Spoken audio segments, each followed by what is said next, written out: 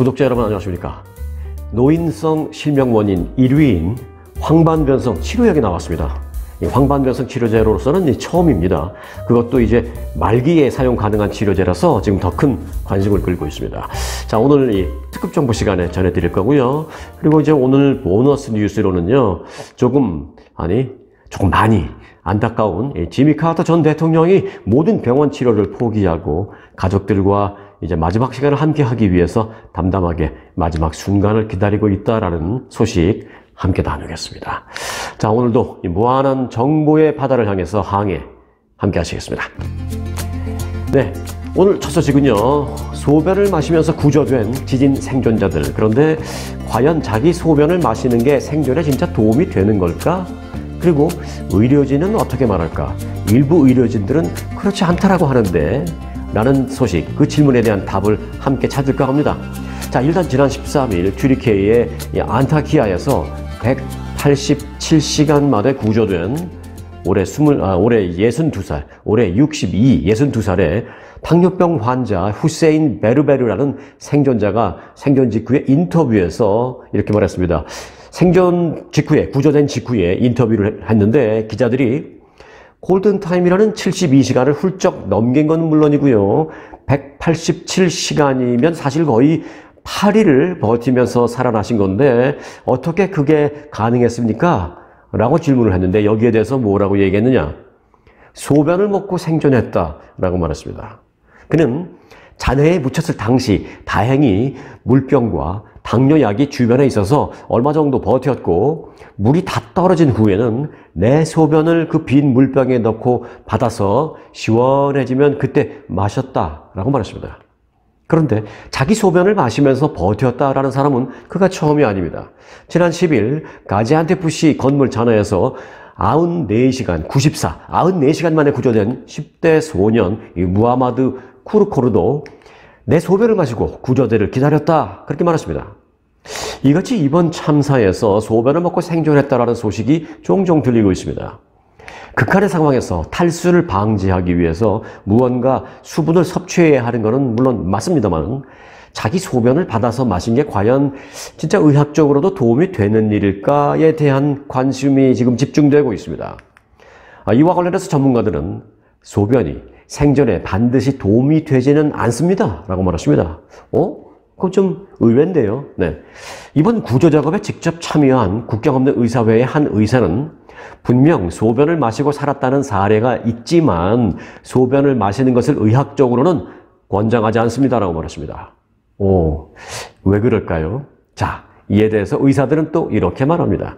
시간이 지날수록 탈수 상태가 점점 심해지고 그렇게 되면 소변에도 수분 함유량이 많지 않기 때문에 소변의 수분 함량도 많이 내려가 있는 상태이기 때문에 소변이 탈수를 방지하는데 사실상 그때부터는 별 도움이 되지 않습니다. 소변 내에 수분 외에 다른 성분들이 오히려 더 많은 상태입니다 라고 설명을 했습니다. 워싱턴 대학교의 스티븐 모리스 응급의학과 교수도 비슷한 말을 합니다. 소변이나 바닷물 등을 마시는 것은 아무것도 마시지 않는 것보다 오히려 더 빨리 탈수를 일으킬 수도 있다라면서 사람들은 너무 목이 마르면 어떤 액체라도 마시는 게 낫다라는 생각을 하게 되지만 생존의 한 관점에서 본다면 이는 적절하지 않다라고 강조했습니다. 결국 물을 오래 마시지 못한 상태에서의 소변은 사실상 수분 성분이 거의 없는 것이기 때문에 수분 섭취로 보일 뿐 사실은 그렇지 않다라는 것이죠. 그럼 뭐지? 하는 생각이 들잖아요. 네, 그런데 한 가지 흥미로운 다른 사례가 있습니다. 담배를 피워서 살아남았다라는 사람이 있습니다. 이번 지진 때요. 튀르키예 현지 매체에 따르면 무너진 건물 잔해 속에서 56시간 만에 구조된 올해 60세의 한 남성은요, 잔해 속에 묻힌 상태에서 갖고 있던 담배를 피우면서 마음을 안정시키고 살아남을 수 있었다라고 말했습니다. 심지어 그는요, 구조될 때도 담배를 물고 있었습니다. 그래서 발견 당시에 구조대원들이 신속한 구조를 위해서 담배를 끄라고, 담배를 버리라고 권유했는데 이렇게 말했어요. 담배 덕분에 내가 살았기 때문에 버릴 수 없습니다 라고 말하면서 구조될 때 담배를 입에 문 채 세상 밖으로 나왔습니다. 그래서 그가 담배를 물고 구조되는 그 모습의 영상이 SNS에서 100만 건이 넘게 이 조회수를 기록하면서 화제가 지금 되고 있습니다. 자, 의학적으로 설명 안 되는 조건을 자신의 생존 비결이었다라고 말하는 이들. 의학적인 논리를 제외하고 나면 제 생각엔 그렇습니다. 제 생각에는 하나의 공통점은 남는 것 같습니다. 바로 불안감을 없앨 수 있다는 것입니다. 의학적으로는 말이 안 돼도 자신의 소변을 받아 마시면서 구조대가 올 때까지 버틸 수 있을 것이다 라는 희망을 갖게 되며 또 불안감을 없애고 또 평소에 좋아하던 담배를 피우면서 이 마음을 달래고 역시 또 불안감을 없애면서 자포자기하지 않게 되는 그런 심리적인 효과는 분명 있었을 것 같다라는 그런 생각이 듭니다. 분명히 의학적으로는 설명이 안 됩니다만은 그 칠흑 같은 어둠 속에서 죽음의 공포와 싸우다가 극적으로 구조된 이들에게 의학적으로 뭐 맞니 안 맞니 하는 문제는 지금은 의미 없어 보입니다. 그 위기의 순간에 그 희망을 놓지 않는 그 얼마나 그런 마음이 크게 다른가. 불안 속에서 희망을 버리고 자포자기한 그런 상황과 그런 상황에서도 희망을 놓지 않는다는 이 두 가지 상황이 얼마나 크게 다른 결과를 낳게 되는지 의학에 앞서서 이들이 몸으로 보여준 셈이 되었습니다. 그 희망을 갖는다는 게, 마음속으로 희망을 갖는다는 게 얼마나 중요한지를 다시 한번 우리가 실감하게 되는 그런 일입니다. 자, 이런 가운데요, 이 튀르키예 당국이 대부분 지역의 구조 작업을 지금 종료했다고 밝혔습니다. 네. 잔해 속에서 생존자가 있을지 없을지 우리는 모릅니다만은 이젠 생존자가 있다고 해도요. 또 그들이 어떠한 형태로 구조에 대한 희망을, 앞서 우리 얘기했죠. 구조에 대한 희망을 아직 버리지 않고 있다고 해도, 네. 그 다음 말을 제가 어떻게 이어가야 할지 저도 잘 모르겠습니다. 네. 일단 어제는 기적의 그런 구조 소식이 더 이상 들리지는 않았습니다. 현재 이번 지진의 사망자는 46,000명이 넘는 것으로 잠정 집계되었습니다. 하지만 유엔은 시리아 지역의 사망자 집계에는 시간이 더 걸릴 것이라면서 시리아 쪽 사망자 집계까지 마치고 나면 전체 사망자 수는 크게 늘어날 것이다라는 것을 시사했습니다. 시리아에서는 지금 10년 넘게 내전이 진행 중에 있죠. 그래서 구호 작업에 있어서도 정부군과 반군 간의 협력이 이루어지지 않고 있습니다. 이 반군이 장악하고 있는 지역의 구조 여건은 튀르키예 등 다른 피해 지역보다 상대적으로 매우 열악하다고 합니다. 정부군이 구조대가 들어가는 그 길목도 차단하기도 하고 구조 물품도 잘 안 보내주기도 하고 해서 이 반군이 장악한 지역에서는 상당히 열악한 상황이어서 구조는 물론이요, 어떤 피해 집계도 지금 제대로 안 되고 있다는 것이죠. 그래서 시리아 쪽의 피해 집계까지 완전히 다 끝나고 나면, 물론 시간은 많이 걸릴 거예요. 그게 다 끝나고 나면 사망자 집계 수는 지금보다 훨씬 더 높아질 것이다라는 게 사실 유엔의 지금 전망입니다. 하면 지난 6일 최초 2차 강진이 있었죠. 그 강진 이후에 지금까지 이제 여진이 계속되고 있습니다. 이 여진 뉴스까지 계속 안 나가니까 우린 모르고 있는데요. 여진이 몇 번이나 왔는지 혹시 아십니까요? 그 여진은요, 무려 지금까지 6,000번 넘게 이어지고 있다고 합니다. 일주일 조금 넘었는데. 이들 여진 중 진도 5 내지 6 정도의 강력한 여진은요, 모두 40차례가 있었습니다. 그리고 이 중에 한 차례는 규모 6.6에 달하기도 했습니다. 네. 이 여진 6,000번, 이게 일주일이 아니라 지금 한 2주 됐죠. 이제 2주 동안에 14일 정도 됐는데 6,000번이나 여진이 온 거예요. 그리고 6.6도에 달하는 여진까지도 온 겁니다. 기억하십니까? 1994년 놀3 지진 규모 6.7이었습니다. 그 놀3 지진급 여진이 수십 차례 이어진 셈입니다. 이번 지진 사망자도 사망자 그 숫자도 숫자입니다만은 그 지금 추위 속에 또 밖에서 떨고 있는 이재민도 많습니다. 이들은 모두 120만 명 정도로 추산되고 있고요. 현재 100만 명이 넘는 주민들이 피해 지역에 임시로 세워진 그 천막에서 생활하고 있는 것으로 알려졌습니다. 또 이번 지진으로 무너지거나 파괴된 피해 건물이 몇 개냐, 또 철거가 필요할 정도의 파괴 건물이 몇 개냐, 집계가 지금 어느 정도 됐는데요. 이건 완전히 파괴는 안 됐지만 더 이상 쓸 수가 없다. 이건 그냥 철거하는 게 낫다라고 판단되는 건물이 무려 10만 5천 채가 된다고 합니다. 또 철거를 할까 말까 걱정이 아니라 이미 철거 이상으로 완전히 붕괴된 건물은 2만 6천 채. 어마어마한 피해가 지금 발생되어 있는 상태입니다.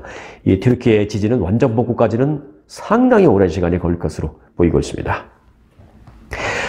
네, 이 멕시코로 가볼까요? 멕시코에서요, 한 한국인 남성이 뺑소니 차량에 치여서 사망했습니다. 지난 주말 미국과의 접경지대인 코아ಹು일라주 토레온 시내 중심가에서 한밤중에 친구들과 함께 길을 걷던 37살의 한 한국인 남성이 도로를 건너던 중 이 빠른 속도로 달리던 승용차에 치였습니다. 사고 이후 해당 차량은 그대로 현장에서 도주했습니다. 이 한국 남성은 이후 출동한 구급대원에 의해서 인근 의료기관으로 옮겨졌습니다만은 숨졌습니다. 일부 목격자는 길을 횡단하던 그가 휴대전화를 보고 있었다라고 말한 것으로 현재 매체는 전했는데 아직 조사는 좀 더 진행돼야 될 것 같습니다.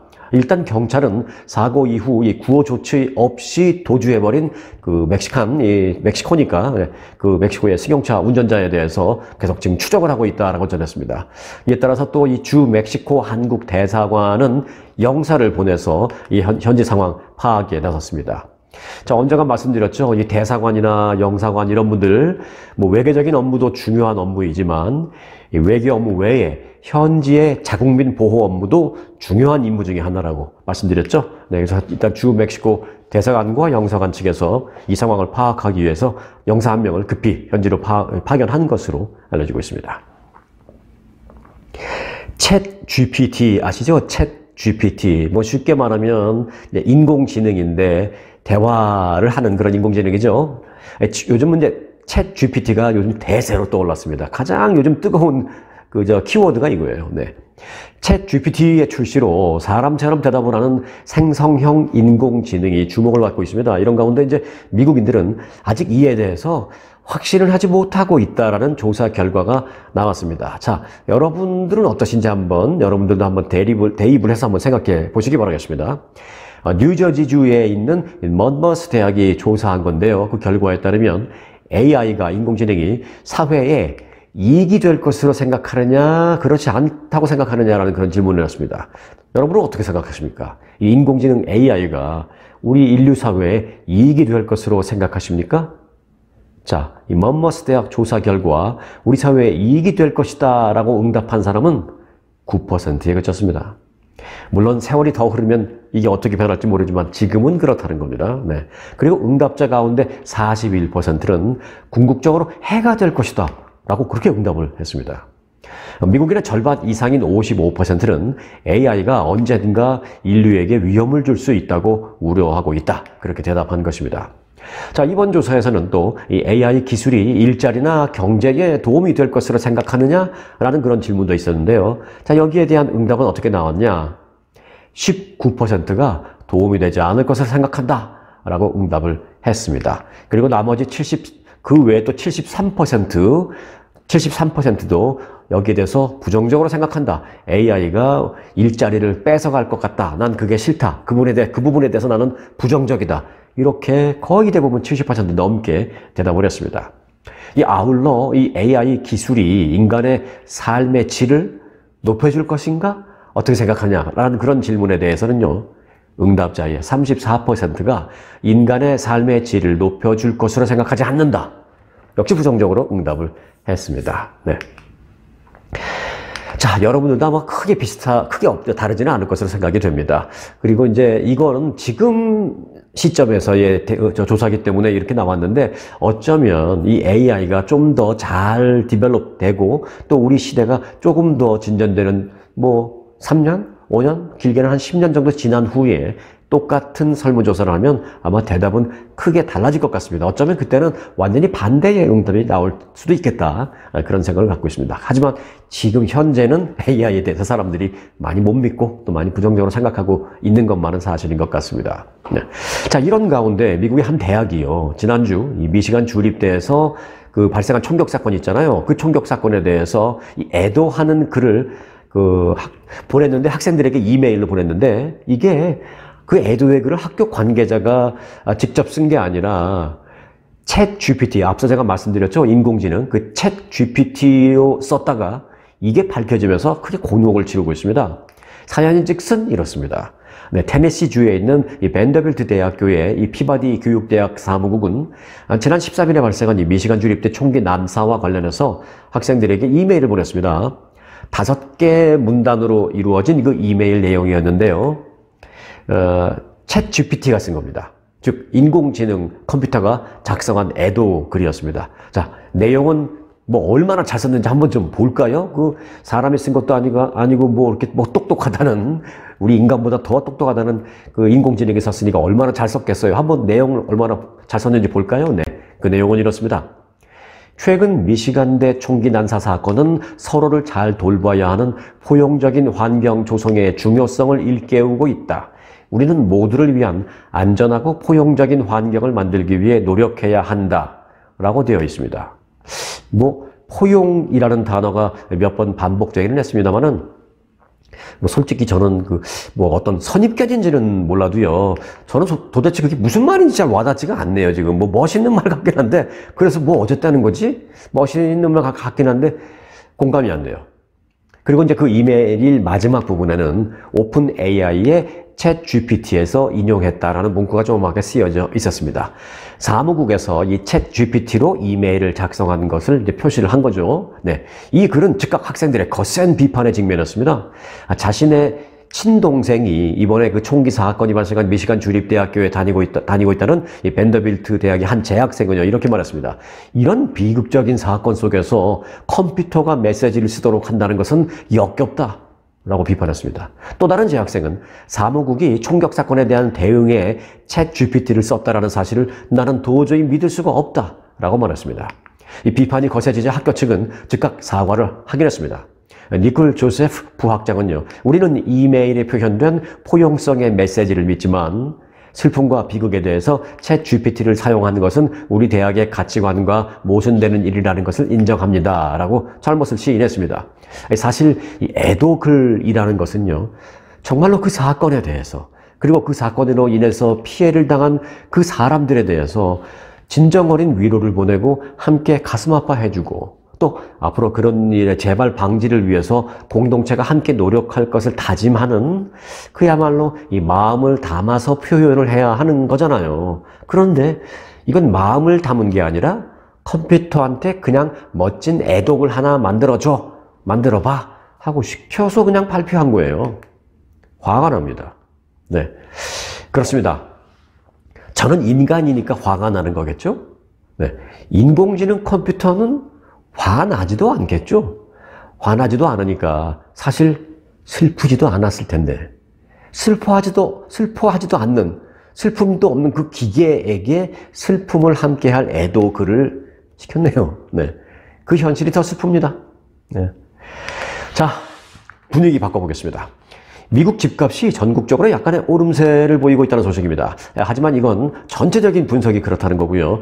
일부 지역은 지역별로 보면 반대로 1년 전보다 가격이 떨어진 곳도 물론 있습니다. 자, 지난 4분기 미국 내 주택 평균 가격은요, 37만 8,700달러로 1년 전에 비해서 4% 상승했습니다.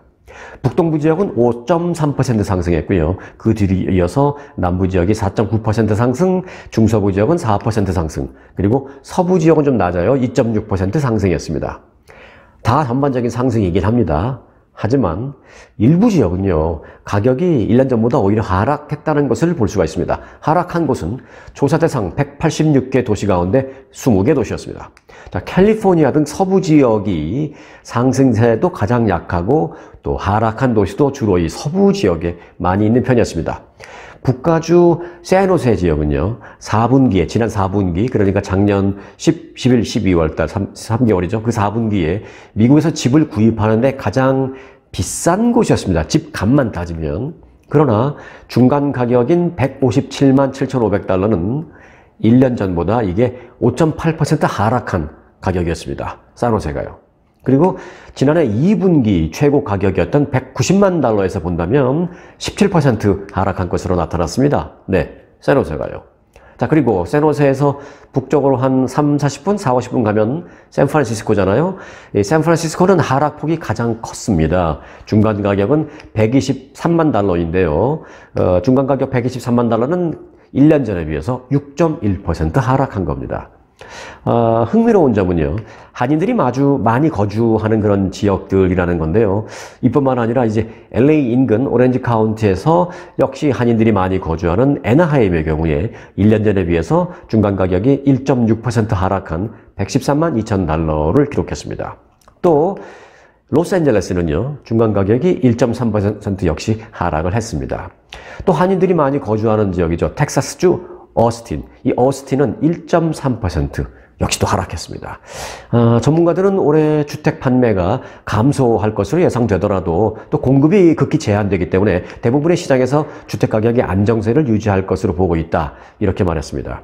무슨 말이냐? 쉽게 말해서 이 가격이라는 것은요, 언제나 수요와 공급의 그 원칙에 의해서 결정되잖아요. 뭐 다 그런 건 아닙니다만 큰 그림으로 본다면 그렇잖아요. 그런데 이제 주택 판매 감소, 즉 수요가 줄어들더라도 신규 주택 공급 감소, 즉 공급 역시 줄어들 것이기 때문에 가격은 수요도 줄고 공급도 줄고 해서 가격은 크게 오르거나 크게 내리거나 하지 않은 그런 안정세가 전망이 된다. 그런 얘기로 알면 되겠습니다. 네.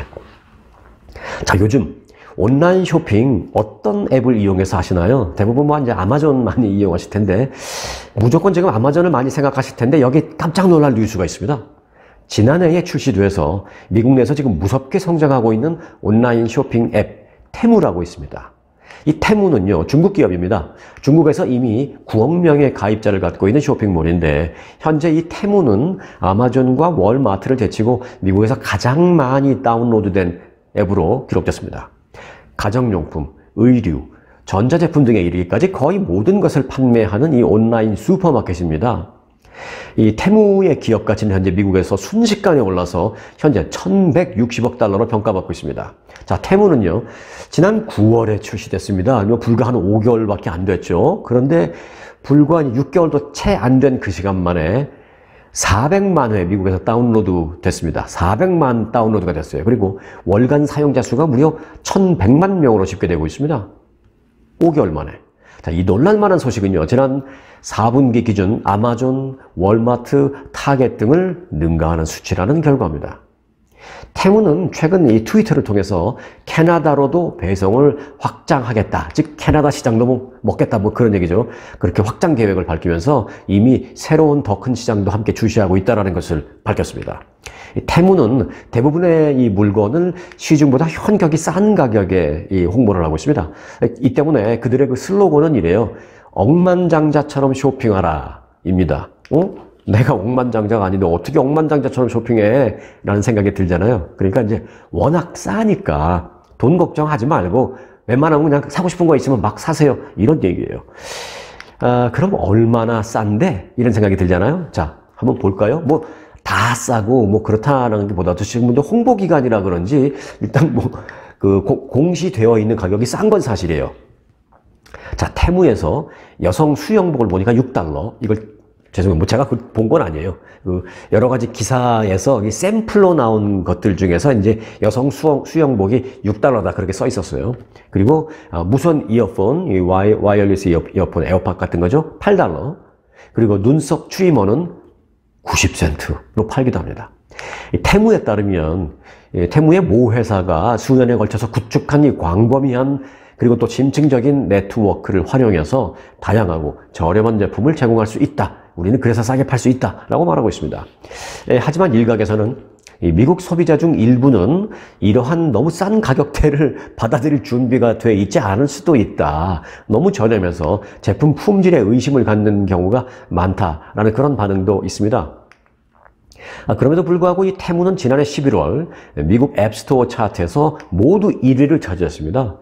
그리고 현재도 지금도 1위를 차지하고 있습니다. 그러니까 지난해 11월이라는 것은 미국에서 비즈니스를 시작한 지 2달 만에 9월에 시작했으니까 2달 만에 바로 1위로 등극했고요. 그 이후 지금도 1위를 차지하고 있습니다. 이 앱스토어에서 앱스토어에 앱 다운받으려면 글로 들어가잖아요. 거기서 지금 제일 많이 들어가서 다운받는 가장 핫한 앱이 이거라는 거예요.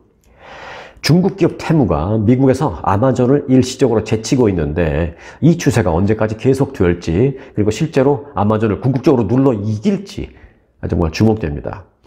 사실 저도 이 테무를 몇 번 뭐 접해 봤습니다. 그런데 가격이 너무 싸니까 이상해서 사실 아직도 한 번도 이용을 해본 적은 없어요. 거길 이용해서 사본 적은 없어요. 웬만한 거 막 2불, 3불, 신발도 뭐 6불, 8불 막 이러니까 야 이거 뭐 괜히 돈만 보냈다가 물건도 안 오고 그냥 그게 끝나는 거 아니야? 못 믿겠다라는 생각이 사실 저부터도 있더라고요. 그래서 아직 한 번도 이용해 본 적은 없는데 전문가들 얘기가 그거예요. 지금은 사람들이 그 가격에 익숙하지 않아서 거부 반응을 일으키는데 만일 이게 지속적으로 계속된다면 이거는 나중에 아마존과 어떤 구도가 형성될지 주목해 볼 필요가 있다. 이런 얘기를 지금 하고 있습니다. 여러분들도 보고 거기 가서 사시라는 건 절대 아닙니다. 지금 이런 일이 있다라는 사실만 좀 알고 계십시오. 저도 잘 모르겠어요. 이게 괜찮은 건지 안 괜찮은 건지. 그러니까 알고 계시라는 차원에서 말씀드리겠습니다. 말씀드린 겁니다. 네, 테무. 네, 금호 타이어가 미국 시장 확대를 위한 이 텍사스주 달라스에 이 물류 거점을 마련했습니다. 미국 내 전략적인 위치를 기반으로 서비스 지역 확대에 나서서 이 브랜드 존재감을 확장한다라는 그런 전략입니다. 이 댈러스 물류센터는 축구장 5개에 해당하는 규모로 최대 54만 개의 타이어를 수용할 수 있는 곳이라고 합니다. 금호 타이어는 신규 물류 거점을 토대로 해서 미국 남부 지역과 중서부 지역을 아우르는 서비스를 시행할 방침이라고 밝혔습니다. 자, 또 다른 한국 기업 소식 하나 더 전해드려 볼까요? 이 한국의 치킨 업체, 이 BHC 치킨이 LA에 진출했습니다. 네. BHC 치킨은 LA에 있는 이 파머스 마켓이라는 유명한 쇼핑몰에 미국 1호점을 오픈했습니다. 이 파머스 마켓은 이 LA를 여행 온 사람들도 한 번씩은 꼭 가보고 싶어 하는 그런 일종의 관광 명소이기도 합니다. 뭐 LA 사시는 분들도 좋아하고요. 저도 뭐 가끔 가고 좀 분위기 바꿔서 좋은 뭐 좀 재미있는데 한번 가보고 싶다 하면 거기 가보고 합니다. 이 파머스 마켓 내부에는요, 레스토랑 좋은 곳도 많고, 커피숍도 좋은 곳 많고, 뭐 아이스크림 가게도 있고요, 화장품 매장도 있고, 옷가게, 뭐 은행, 뭐 다양한 그런 상점들이 들어서 있는 곳입니다. 인근에는요, 미술관도 있고, 도서관, 그리고 공원 등도 잘 자리 잡고 있어서 아주 그 주말을 시간 보내기 좋은 곳, 그리고 한국이나 이런 데서 관광 오신 분들도 거기 한번 가보자 해서 이제 시간 보내시기 좋은 그런 곳입니다. 거기에 BHC 치킨이 1호점을 오픈했다는 소식입니다. 유동인구가 상당히 많은 곳이어서 BHC 치킨 홍보에는 적지 않은 도움이 될 수 있을 것 같다. 그렇게 생각됩니다. 네, 자, 예고해드린 특급 정보 시간입니다. 노인 실명 1위의 안과 질환이죠. 노인성 황반변성. 그 말기에 망막에서 나타나는 어떤 지도 모양의 위축 증상에 대한 치료제가 나왔습니다. 최초로 FDA의 승인을 받은 것입니다. 이 노인성 황반변성은 영어로 이제 AMD라고 하는데요. 이 AMD는 망막의 중심부에 있는 시신경 조직인 이 황반에 노폐물이 쌓이거나 비정상적인 그 신생혈관이 자라면서 황반이 손상돼서 궁극적으로 이제 시야의 가운데 중심 부분이 보이지 않는 그런 질환입니다. 그게 점점점 커지면서 실명이 되는 거죠. 이 망막의 이 지도 모양 위축 그런 상태는 황반의 중심부가 손상되면서 망막 세포가 죽는 그런 현상으로 이 AMD 말기에 나타납니다. 이 FDA는 미국 아펠리스 제약회사가 개발한 신약 엠파벨리를 노인성 환방변성 치료제로 승인했습니다. 자, 의학 뉴스 포털 이 매드페이지 투데이가 또 이를 크게 보도를 했는데요. 이 보도 내용을 보면 또 이런 게 있습니다. 임상시험 결과 같은 것도 보도했어요. 자, 임상시험을 안 하고 FDA가 허가를 줄 수는 없겠죠. 그러면 임상시험이 어떤 결과를 나왔느냐, 이걸 우리가 이제 볼 필요가 있잖아요. 자, 임상시험 결과 이런 노인성 황반변성 증상, 발음이 좀 어려워서 죄송해요. 좀 천천히 할게요. 노인성 황반변성 그런 증상을 겪고 있는 환자들을 대상으로 24개월 동안 A그룹과 B그룹을 나눠서 이제 실험을 했습니다. 24개월 동안 A그룹에게는 실제 이 약을 투여했고요. B그룹에게는 무슨 치료제를 투여한다라고 아무 효과 없는 약이 아닌 거 그냥 투여한 겁니다. 가짜죠, 이제. A그룹과 B그룹 이렇게 해서 24개월을 시간을 보냈습니다. 그 결과 이 약을 투여한 그룹이 22% 증상이 호전된 것으로 나타났습니다. 그렇지 않은 그룹은 더 악화됐거나 뭐 그랬겠죠. 네. 이 노인성 황반변성 환자는요, 시력이 급격하게 떨어지는데도 지금까지는 승인된 치료법이 없었습니다. 하지만 마침내 안전하고 효과적인 치료가 가능하게 됨에 따라서 의학계는 지금 아주 환호하고 있습니다. 참고로 이 노인성 황반변성 이 AMD는 노화 또는 환경 스트레스 등에 의한 망막 손상이 누적이 되면서 발생합니다. 이 망막 손상은요, 염증을 유발하면서 여러 가지로 영향을 미칩니다.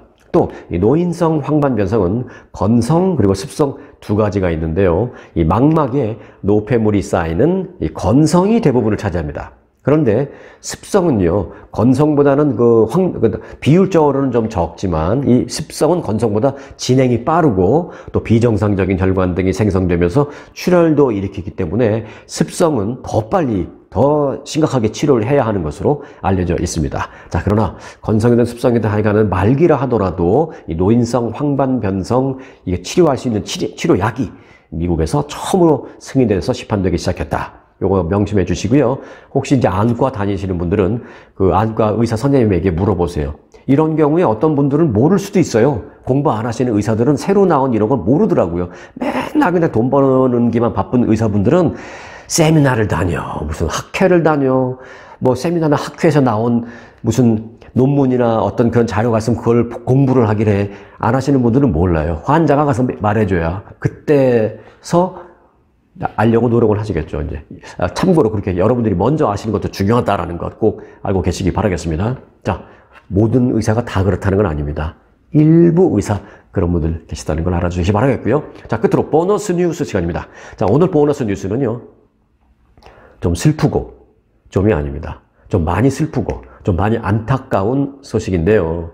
괜찮으시겠어요? 제가 보통 보너스 뉴스는 뉴스 마지막에 전해드리는 거라 좀 흐뭇하게 끝내드리기 위해서 좀 흐뭇한 뉴스로 만드는데, 그래서 이제 가능하면 흐뭇한 소식을 준비하려고 했는데, 오늘은 흐뭇하고 뭐 슬프고 뭐 이런 걸 떠나서 같이 알고 싶은 소식이어서 준비를 했습니다. 네. 지미 카터 전 대통령이 병원 치료를 모두 포기하고 남은 시간을 집에서 가족들과 보낼 것이다 라고 밝혔습니다. 지미 카터 전 대통령 상당히 고령이죠. 올해 98, 98살입니다. 이 카터 전 대통령은 1977년부터 81년까지 제39대 미국 대통령으로 재임을 했죠. 네. 카터 센터 측은 이와 관련해서 어제 트위터에 성명을 올렸습니다. 지미 카터 전 대통령은 남은 시간을 추가적 의료 개입 대신에 집에서 가족들과 함께 보내면서 호스피스 케어를 받기로 했습니다. 라고 트위터에 올렸습니다. 지미 카터 전 대통령은 사실 건강에 많은 어려움을 겪고 있었습니다. 이 피부암 흑색종이 치료를 좀 했는데 또 전이 됐다는 그런 진단도 받았고요. 최근에는 넘어지는 낙상사고 등도 당했습니다. 그는 미국 역사상 최장수 전직 대통령으로 지금 꼽히고 있습니다. 자신보다 더 나중에 대통령을 지낸 로널드 레이건 전 대통령, 그리고 조지 H.W. 부시 전 대통령 등은 뭐 먼저 세상을 떠나셨는데 아직까지 지미 카터 전 대통령은 살아 계시잖아요. 네. 지미 카터 전 대통령은 우리 한국 사람들에게는 더 기억에 남는 미국 대통령이죠. 네. 잠시 회상해 볼까요? 1994년. 그때 기억나십니까? 한반도 진짜 전쟁이 나니 이런 얘기가 있었습니다. 북핵 위기. 1994년 한국에서는 소위 북핵 위기로 전쟁 직전까지 갔었습니다. 1994년 북핵 위기는 국제원자력기구가 북의 핵개발 의혹을 제기하면서 불거졌습니다. 원자력 기구는 북의 특별 사찰을 받을 것을 강력하게 요구했고 6차례에 거쳐서 또 실제 사찰이 이루어지기는 했었습니다만은 보고서에는 플루토늄의 양과 실제 양이 다르게 만드는 등 국제기구가 사찰을 하고 와서도 이건 말도 안 된다 이런 식으로 아주 화가 났을 정도로 북한이 굉장히 비협조적으로 하면서 실제적으로는 이쪽에서는 핵을 개발하고 있다는 그런 판단을 국제적인 유엔이 하고 있었습니다, 그때. 근데 북한은 원자력 기구의 그런 사찰을 추후에는 결국은 거부하기에 이르렀고요. 미국과 한국은 중단됐던 팀 스피리트 훈련을 그때 재개했습니다. 그러자 북한은 또 핵 확산 금지 조약의 탈퇴를 선언했습니다. 아주 심각하게 치달았죠, 그때. 북한과 미국 간의 갈등은 그 후에는 남한과 북한, 남북 갈등으로도 확산됐습니다. 1994년 판문점에서 열린 남북 특사 교환 실무회담. 기억하십니까? 그때 북한의 박영수 조평통 부국장이 뭐라고 했는지 기억나요? 전쟁 가능성을 얘기하면서 서울을 불바다로 만들 수 있다라는 그런 얘기했죠. 그래서 그때 서울 불바다 발언 이때 상당히 심각했었습니다. 그 서울 불바다 발언을 내놓으면서 갈등이 극에 달했었습니다. 특히 이제 후에 밝혀진 일입니다만은 1994년 5월 당시 빌 클린턴 대통령이 윌리엄 페리 국방장관에게 동해에 항공모함 5척을 보내라고 지시했습니다. 사실 북한에 대한 공격을 실제로 준비했던 것이었습니다. 작전계획 5027, 이걸 짧게 줄여서 작계 5027이라고 불러요. 이 군사 용어를 좀 아시는 분들은 금방 아실 거예요. 작계 5027, 이게 뭐냐면 북한의 핵공격에 대비한 우리의 반격 계획입니다. 작전계획 5027에 따라서 북한의 핵시설을 공습하는 것을 준비한 것이었습니다. 사태가 심각함을 알게 된 이 한국 정부는 당시 김영삼 대통령이 클린턴 대통령에게 직접 전화를 걸어서 이 한반도에서 전쟁이 일어나면 절대 안 됩니다 라고 즉각 멈춰달라고 강력히 권고하면서 어렵게 공습 명령을 막을 수 있었습니다만은 이 최악의 전쟁 위기로 치달았던 그런 상황이 바로 1994년이었습니다. 전쟁 위기 이후에 등장한 협상자가 바로 지미 카터 전 대통령이었습니다. 그는 자신의 부인 로잘린 카터 여사와 함께 평양을 방문하고 김일성 주석을 만났습니다. 이때 소위 김일성 카터 회담을 했는데요. 그 회담을 통해서 일정 부분 합의를 이끌어냈습니다. 이 합의한 내용은 국제사찰단 조사를 허용한다. 그리고 남북 정상회담을 한다. 그리고 비무장지대에 전진 배치되어 있던 군대를 뒤로 뺀다 등이었습니다. 그런데 이 합의 얼마 후에 김일성 주석이 사망했죠. 그래서 이제 그 후에 김정일 전 국방위원장이 제네바에서 이 회담 내용에 대해서 또 다시 합의를 하면서 1994년 북핵 위기가 그렇게 다행히 마무리된 바 있습니다.